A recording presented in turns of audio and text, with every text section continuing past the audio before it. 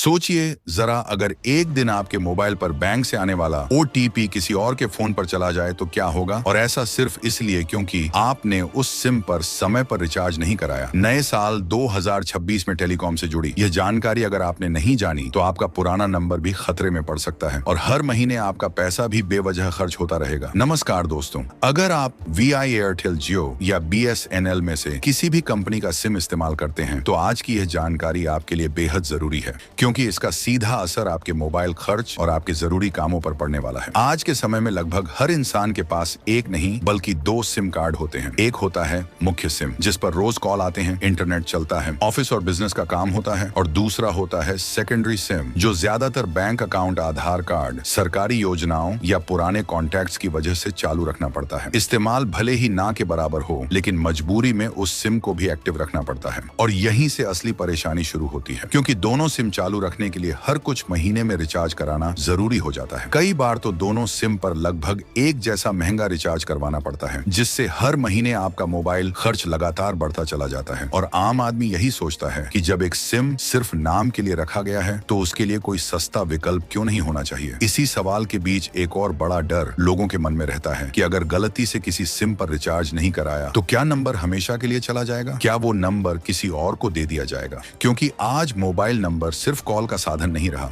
वो bank, UPI, आधार, pension और सरकारी 2 योजनाओं से जुड़ चुका है। अब यहाँ सबसे पहले समझना जरूरी है TRAI यानी telecom regulatory authority of India का नियम। TRAI के अनुसार कोई भी टेलीकॉम कंपनी 90 दिनों से पहले किसी भी मोबाइल नंबर को पूरी तरह डीएक्टिवेट नहीं कर सकती, यानी 90 दिन पूरे होने से पहले आपका नंबर किसी और को नहीं दिया जा सकता। हालांकि इन 90 दिनों के अंदर इनकमिंग और आउटगोइंग कब बंद होगी, ये कंपनी की अपनी पॉलिसी पर निर्भर करता है। अब अगर अलग अलग कंपनियों की बात करें तो बीएसएनएल इस मामले में सबसे ज्यादा राहत देने वाली कंपनी मानी जाती है। बीएसएनएल में अक्सर 5 से 7 दिन में इनकमिंग बंद हो जाती है, लेकिन अगर आप 3 या 4 महीने तक भी रिचार्ज नहीं कराते हैं तो भी नंबर पूरी तरह खत्म नहीं होता, बल्कि लगभग 180 दिन यानी 6 महीने तक आपका नंबर सुरक्षित रहता है। और अगर इस बीच कभी भी आप रिचार्ज करवा लेते हैं तो सिम दोबारा चालू हो जाता है। यही वजह है कि आज भी बहुत से लोग सेकेंडरी सिम के तौर पर बीएसएनएल को पसंद करते हैं। वहीं जियो को भी यूजर फ्रेंडली माना जाता है। जियो में रिचार्ज खत्म होने के बाद आउटगोइंग बंद हो जाती है, लेकिन इनकमिंग तुरंत बंद नहीं होती। कई लोगों के जियो सिम ऐसे भी हैं जिनमें साल 1.5 साल तक रिचार्ज नहीं हुआ, फिर भी नंबर चालू है।